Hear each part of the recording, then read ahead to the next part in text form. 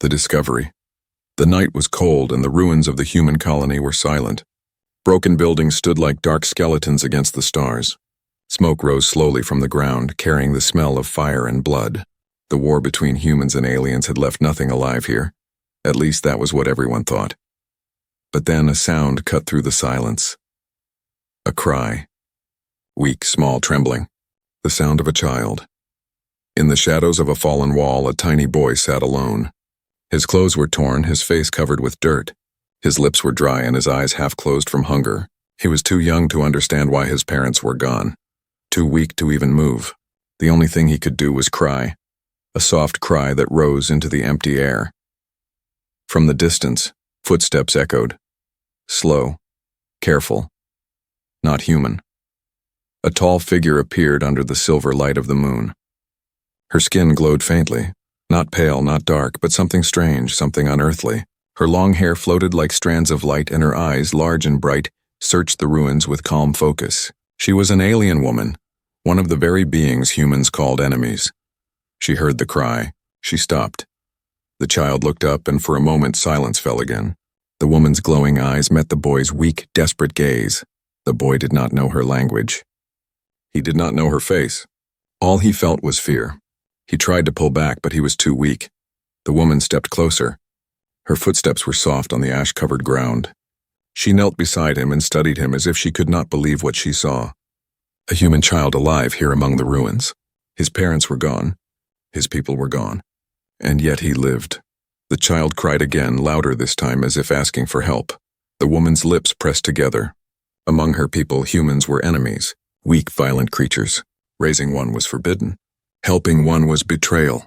But when she looked at the boy, she did not see an enemy. She saw only hunger. She saw only fear. She saw life slipping away. Slowly, carefully, she reached out her hand. Her fingers were long and delicate, glowing faintly with the light of her kind. The boy hesitated, but he was too tired to resist. She touched his face, brushing away the dirt from his cheek. His skin was cold. Too cold, the woman's chest tightened. She knew that without food, without care, the boy would die before the night ended. She lifted him gently into her arms. The boy's head rested against her shoulder, his tiny body trembling. She looked around. There was no human left to take him. No shelter, no hope. Only her. Her people had a saying. A child's cry is the universe calling. For the first time, she understood its meaning. The boy whimpered again, this time softer, as if asking her not to leave him. The alien woman's decision formed in her heart. She pressed the child closer. In that moment, something impossible happened. She let him feed from her, giving him the warmth and life he needed. It was an act no one would believe, an act forbidden by her kind. But in her eyes there was no shame, only determination. The boy's cries began to fade. His body relaxed. His small hands, weak but hopeful, clung to her clothes. The woman looked down at him and her glowing eyes softened. "Little one," she whispered in her own language. He could not understand her words, but he felt the meaning in her voice.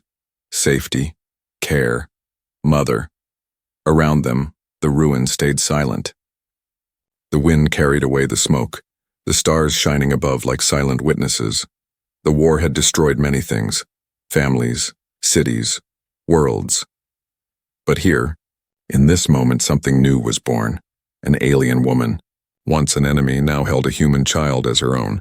She did not know what the future would bring. She did not know what dangers would come from this choice. But she knew one thing with certainty. She would not let this child die. Her steps carried them away from the ruins.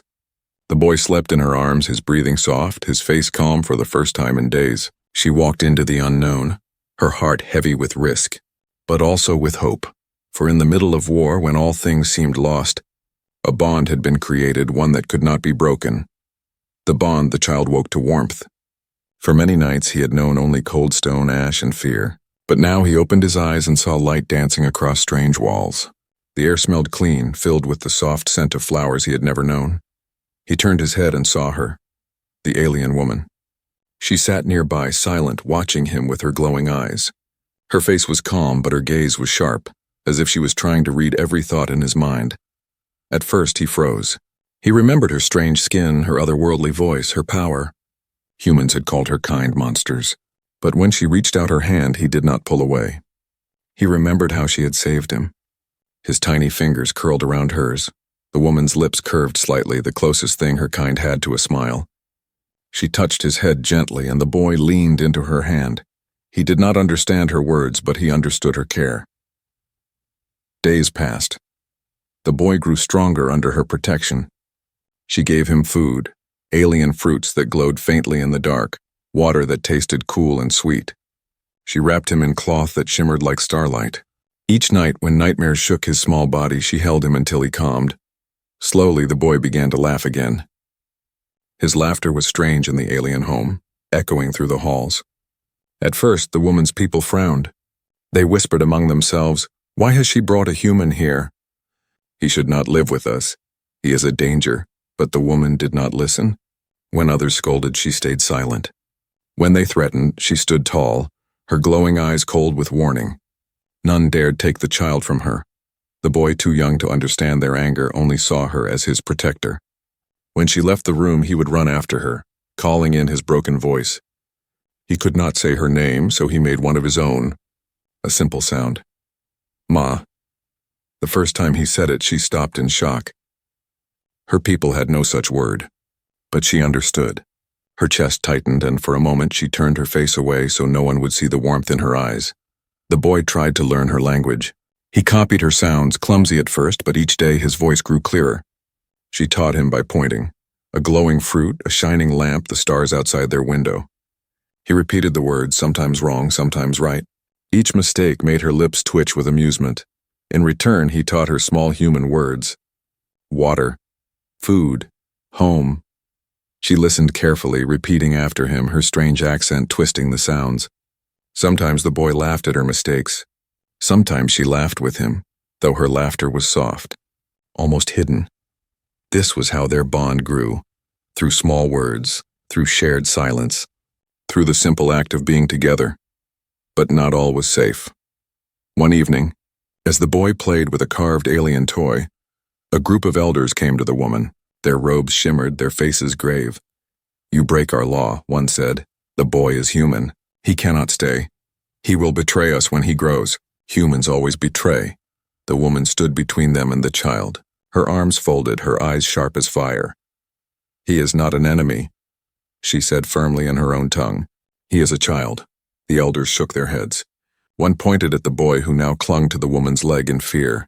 "He is a seed of war. Cast him out before it is too late." Silence filled the room. The boy's small hands gripped her tighter. His eyes, wide and wet, searched her face for an answer. The woman looked down at him, then back at the elders. "No," she said. Her voice was low but strong. "He is mine." The elders exchanged cold glances, but they did not push further. They knew her will was unshakable.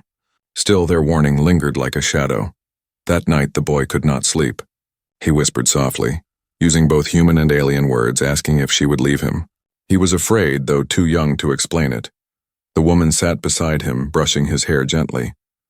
She spoke in her language, words he did not fully understand, but the tone was enough. She promised she would not leave him. The boy pressed his small hand to her chest, feeling her heartbeat. He closed his eyes and whispered, "Ma." The woman froze again, the words striking her like lightning. She had been many things in her life, a warrior, a daughter of her people, but never this. Never a mother. And yet, in this fragile human child's eyes, she was more than that. She was his world. As he fell asleep in her arms, she realized a truth that frightened her more than war itself. She loved him. Not as a duty, not as pity, but as her own. From that night, their bond was no longer just survival. It was something deeper, something forbidden yet unbreakable. The boy had lost everything. His family, his people, his world. But he had found her, and she, an alien among her kind, had found something she never thought possible in the middle of war. A son, conflict with her kind. The days of peace did not last. The woman's people watched the human child with sharp eyes. Every step he took, every sound he made was judged. To them, he was not just a boy. He was a reminder of war, of burned cities, of human weapons that had once killed their own children. At first, they only whispered.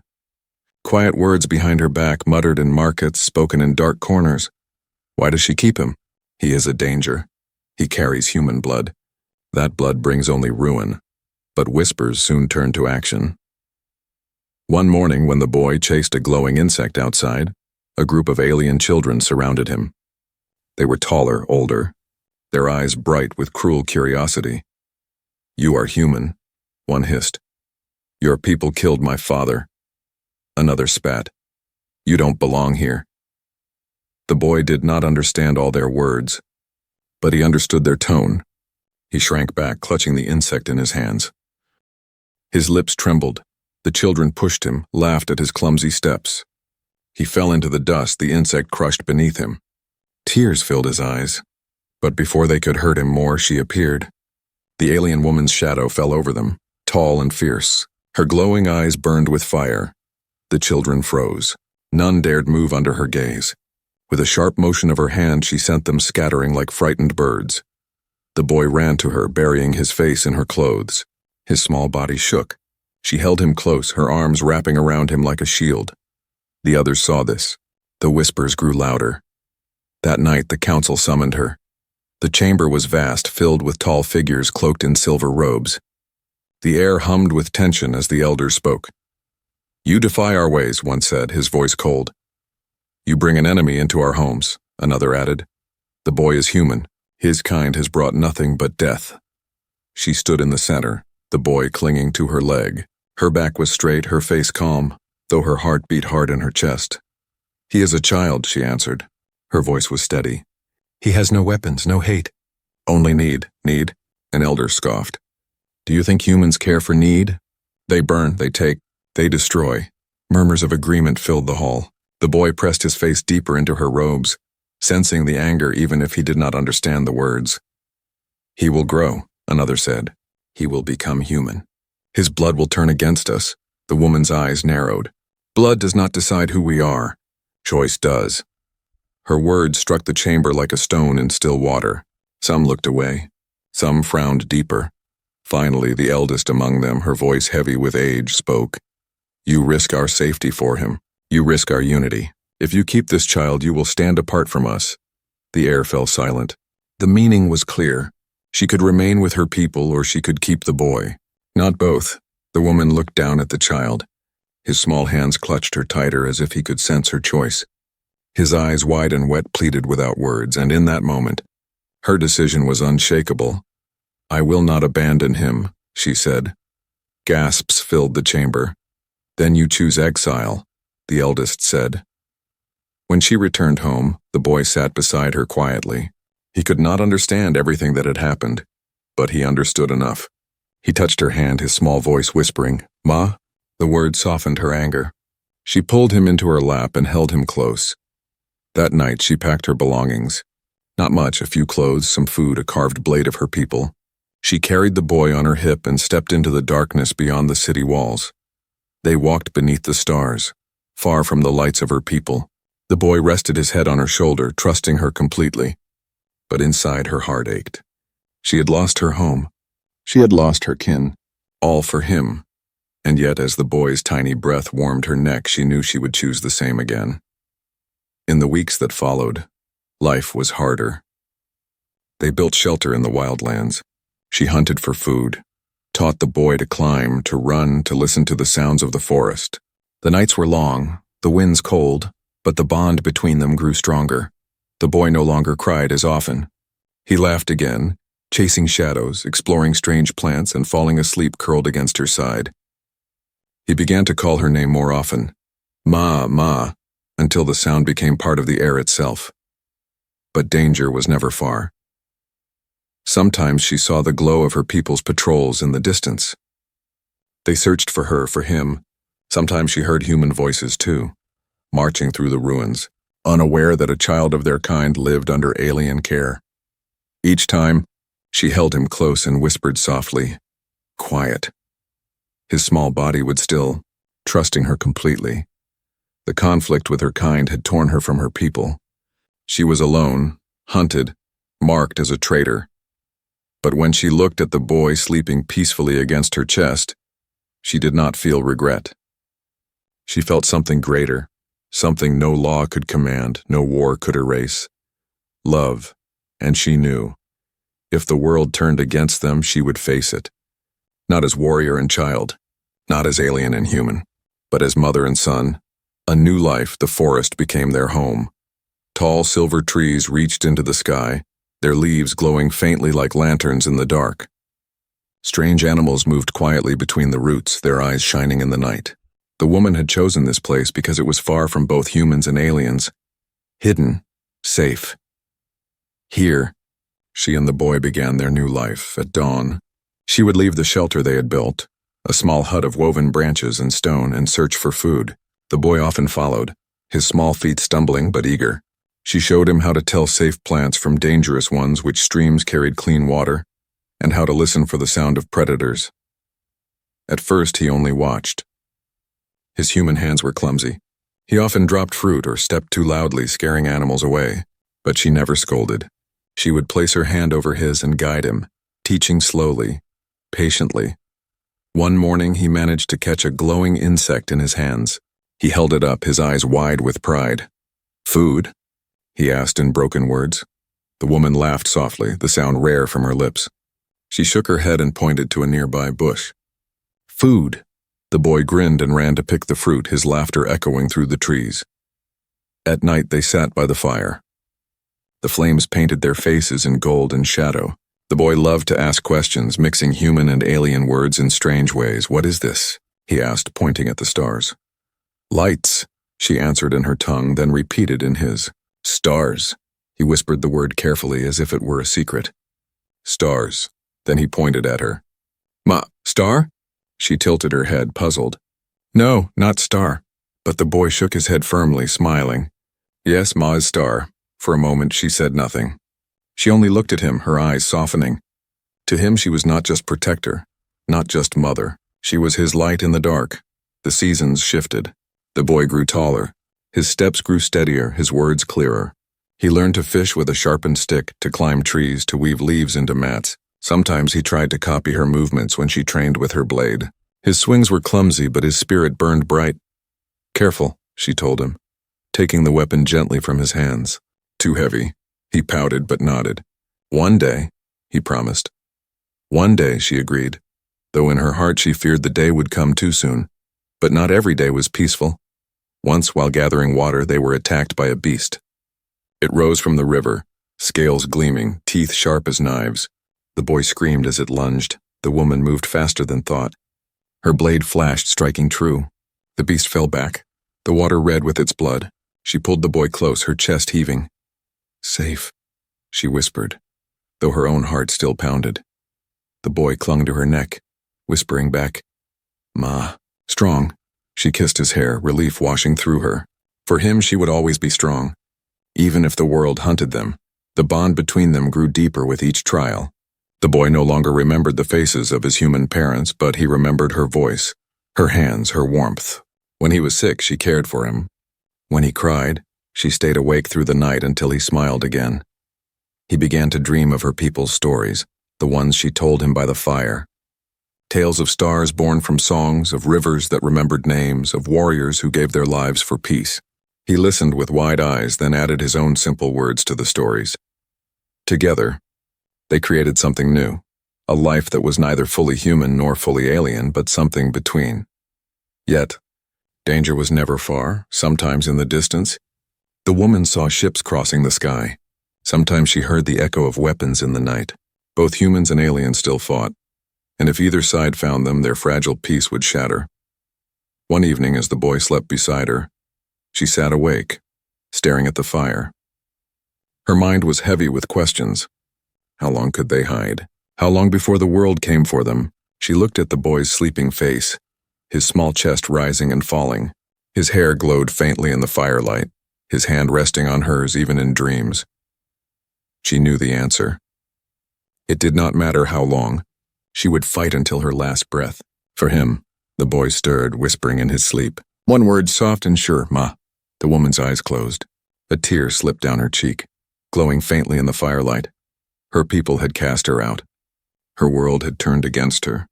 But in this small human child's voice, she had found a new life, and she swore no matter what came, she would protect it. Rising tension, the forest no longer felt as safe as before. At first, the woman and the boy lived quietly, unnoticed. But as the seasons passed, rumors began to spread beyond the silver trees. Hunters spoke of a strange pair seen at night, an alien woman traveling with a human child. Traders whispered of footprints, one small, one large, found near rivers where no village stood. Whispers became stories. Stories became warnings. One evening, as the boy practiced balancing on a fallen tree, the woman returned from scouting with worry etched across her face. "Ships," she said in her language, pointing to the sky. Too close, the boy looked up. Against the fading sunset, shadows of flying machines drifted, their lights blinking like watchful eyes. He felt a chill. "Humans?" he asked in his broken tongue. "Maybe," she answered, her jaw tight. "Maybe ours." The boy frowned, confused. "Ours?" She touched his chest gently. "Yours. Humans." Then she pressed her hand to her own heart. "Mine. Aliens." The boy shook his head firmly, his small hands gripping hers. "No, ours."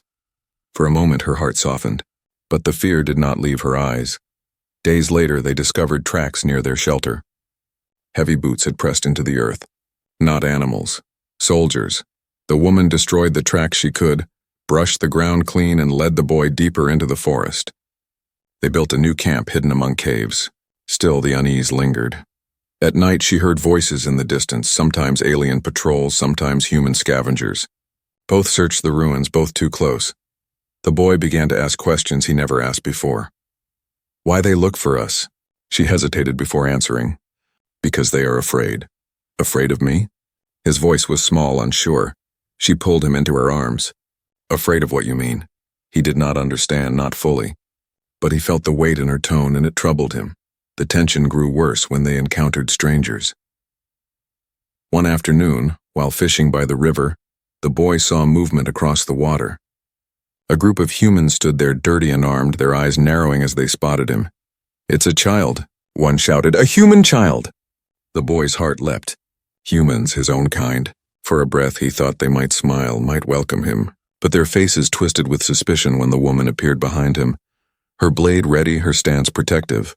"An alien," another soldier shouted. "She has him!" The men raised their weapons. The boy froze, caught between two worlds. The woman's voice was sharp, commanding. "Run!" he obeyed. His legs carried him through the trees while the sound of weapons cracked behind him. The woman stayed, her blade flashing, buying him time. When she returned later, her arm was burned, her clothes torn. But her eyes were fierce. She pulled him into her embrace and whispered, "Never go near them. Not human, not alien, no one." The boy pressed his face into her chest, trembling. He had seen the truth in those men's eyes. To them, he was not family. He was a tool. A prize the alien community also began to stir. Scouts had spotted the woman in exile. Elders spoke her name with anger. To them, she was not just a traitor now, she was dangerous. A human raised among them could be used against their people. In meetings, some demanded action. "End this before it grows worse," one said. "She is blinded by emotion," another spat. "The child must be taken before he becomes weapon or weakness," and so hunters were sent. The boy began to notice the change in his foster mother. She grew quieter, her eyes sharper. She trained longer with her blade, moving with the speed of fire. She walked the forest at night, listening to every sound. One night, as the fire burned low, he asked softly, "Ma, why always afraid?" She looked at him, torn between truth and silence. Finally she spoke. "Because the world does not understand us," he tilted his head. "We bad?" Her heart broke at the question. She cupped his face in her hands. "No, we are not bad. But others will think so. Humans will fear you. Aliens will hate you. Both will try to take you away." His small brow furrowed. "Why?" "Because you are different," she said softly. "And different scares them." The boy thought for a moment, then whispered stubbornly, "I stay with you." Her eyes shone, a rare tear slipping free. She kissed his forehead and whispered, "Always." But the danger grew closer. One dawn, the boy awoke to the sound of voices outside. Soldiers, alien voices this time. He crawled to the window, peeking out. Figures moved through the trees, searching, weapons in hand. Fear gripped him. He ran to her side, shaking her awake. "Ma, they come." The woman rose swiftly, her eyes blazing. She took her blade and lifted him onto her hip. The boy's heart raced as they slipped into the shadows of the forest, the sound of footsteps closing in. He clung to her, whispering the only thing he could. "Ma, don't let go." And she didn't. Not then, not ever. The forest that once felt like sanctuary was now a trap. Both humans and aliens hunted them. The boy was no longer invisible. He was a secret exposed, a spark that could ignite the war into something worse. And in the dark corners of the galaxy, people began to ask the same question. Who was this child who belonged to both sides, yet neither? The test of loyalty, the war finally found them. For months, the woman and the boy had moved deeper into the forest, hiding from patrols. But no place could stay safe forever. One evening, as the sky turned red with sunset, the sound of engines filled the air. Human ships descended from above. Alien soldiers advanced from the ground. Both had come for the same thing. The child. The boy and his foster mother crouched inside a cave, shadows flickering across their faces as light from the ships swept the forest. The woman held her blade tight, her glowing eyes sharp with determination. "They found us," she whispered. The boy's small hand clutched her arm. His heart pounded. He could hear voices outside, human voices shouting orders. Alien voices barking commands. Both sides closing in, ready to fight each other for him. "Why?" he whispered. The woman looked down at him, her face torn between anger and sorrow. "Because they do not see you as my son. They see you as a prize." The boy swallowed hard, his young mind struggling to hold the weight of her words. The first shots rang out. Humans and aliens clashed in the forest, weapons blazing, fire lighting up the night. The sound of screams and steel filled the air. Smoke seeped into the cave. The boy covered his ears, trembling. "Ma!" The woman pulled him close, whispering fiercely, "Listen to me. No matter what happens, stay with me. Do not run to them. Do not believe their words, but fate had other plans." A blast struck near the cave entrance, throwing rocks everywhere. The woman shielded the boy with her body, taking the brunt of the impact. When the dust cleared, human soldiers stood at the opening, weapons aimed. "There he is," one shouted. The boy froze. Humans, his kind. Their faces were dirty but familiar. For the first time in years, he was staring at people who looked like him. "Come here, child," one soldier called, lowering his weapon slightly. "You don't belong with her. You're one of us." The boy's heart raced. One of them, a human, a family he had lost. Behind them, alien soldiers arrived, their glowing armor flashing. They aimed their weapons at the humans, then at the woman. "Traitor," one hissed. "Hand over the boy or we end you both." The cave was filled with tension, every side waiting for a choice. The boy looked between them all. Humans called him brother. Aliens called him danger. Both wanted him. Neither cared about the truth. He turned to the woman. She stood tall, blade raised, her body between him and the soldiers. Her voice was steady, fierce. "He is mine." The words struck like thunder. Both sides shouted in anger. "He's human," the soldiers cried. "He belongs to no one but us." The aliens snarled. The boy felt their eyes burning into him. For the first time, he understood fully he could not belong to both worlds. He had to choose. The soldiers pressed closer. One human reached out a hand. "Come with us, boy. We'll protect you." The boy stared at the hand. His heart pulled in two directions. Humans were his blood, but when he looked at them, he saw only fear and greed. Then he looked at her, his alien mother. She was bruised, her arm bleeding from the blast, yet still she stood in front of him, ready to fight the world for his life. Her eyes met his, no words, only truth, and in that moment his choice became clear. "No," the boy shouted. His voice rang through the cave, stronger than ever before. He ran forward, but not to the soldiers. He grabbed his mother's leg, clinging to her. His small voice shook but carried weight. "She is my mother." The humans stared in shock. The aliens hissed in fury. The boy lifted his face, tears shining in his eyes, but his voice steady. "I stay with her, always." The woman's heart clenched. For all the battles she had fought, this was the one that mattered most. And he had chosen her. The soldiers roared in anger. "She's twisted his mind." "Take him by force." Weapons lifted. The woman raised her blade. Her voice was sharp as fire. "Then you will face me first." Before they could strike, the ground shook with another blast, an explosion from the ongoing battle outside. Rocks rained down, collapsing part of the cave. Smoke and dust filled the air. In the chaos, she seized the boy in her arms and leapt into the shadows of the forest. Behind them, soldiers screamed as the cave caved in. They ran through fire-lit trees, the boy holding on with all his strength. His words echoed against her ear, broken but certain. "Ma, I choose you." The woman's steps faltered for only a moment. Her eyes burned with tears she could not shed. She pressed her forehead to his, whispering fiercely, "And I will never let you go." That night, as they hid deep in the forest, the boy lay curled against her. His small body trembled from all he had seen, but his choice had been made. He was no longer just a child caught between worlds. He was her son, by blood, by war, by love. The woman sat awake, blade resting across her knees, her glowing eyes fixed on the horizon. Both humans and aliens would keep coming. Both would see them as threat or prize, but she no longer feared his choice. For he had chosen her, and with that truth burning inside her, she was ready to face them all, resolution and future. The night was quiet again, but it was not peace. The boy and the woman sat by a small fire deep in the forest. The air smelled of smoke and earth. The echoes of battle still hung in the distance, faint but heavy. The boy leaned against her side, exhausted, his eyes half closed. He had chosen her, and now the whole galaxy would know. Days passed. They moved deeper into the wilds, away from both humans and aliens. But the world was not blind.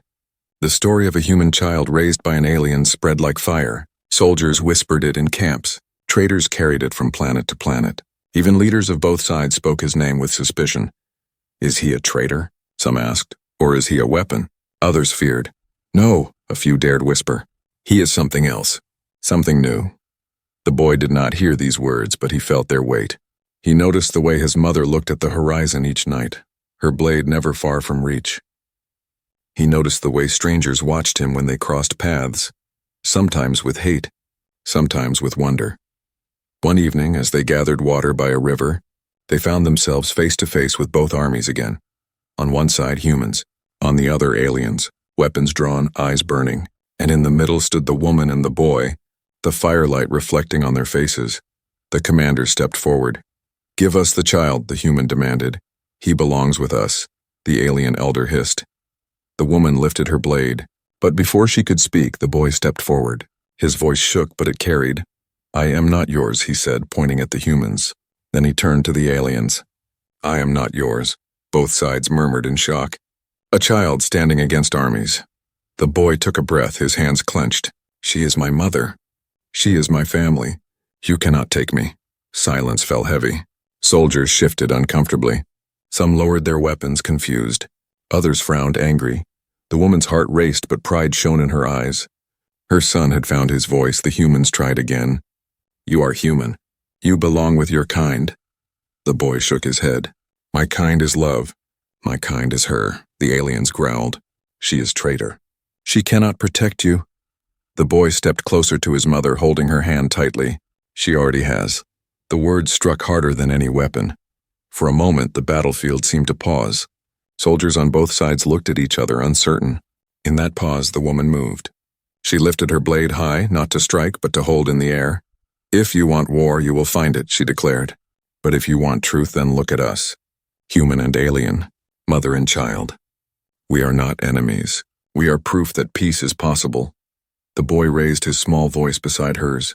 "If you kill us, you kill hope." The silence stretched long. Some soldiers lowered their heads. A few even dropped their weapons. Others still clenched their fists, unwilling to hear. But a seed had been planted. That night, under the stars, the woman and the boy escaped again. Neither army dared chase them, not out of fear, but out of confusion. They had seen something they could not explain. Life did not suddenly become easy. They still lived in exile. They still hid in forests and caves, moving when danger came close. But everywhere they went, whispers followed. The child who chose love over war. The alien who became a mother to a human. The proof that we are not so different. The boy grew older. His words became stronger, his steps firmer. He trained with her blade not for war but for survival. Yet, when he spoke of the future, it was not with anger. One day, he told her, they will listen. One day they will stop fighting. The woman looked at him, her heart heavy with the scars of war, yet lightened by his hope. "Maybe," she said softly. "Maybe you will make them listen." Years later, when people spoke of the war, They did not always remember battles or victories, but they remembered a story, a starving human child, an alien woman who fed him, a bond that defied both blood and law. Some called it legend, some called it lie, but others believed, and belief was enough to change the future. On a quiet night, the boy, now taller, stronger, sat beside the fire with her. He looked up at the stars, the same stars he had once asked about when he was small. "Ma," he whispered, "the stars, they are many. Maybe one day we will have a place among them, a place that is ours." The woman followed his gaze, her glowing eyes reflecting the endless sky. She did not answer at once. She only placed her hand on his shoulder, steady and warm. Finally, she said, "Yes, one day." And together, they sat in the silence of the forest, not as enemies, not as exiles, but as family,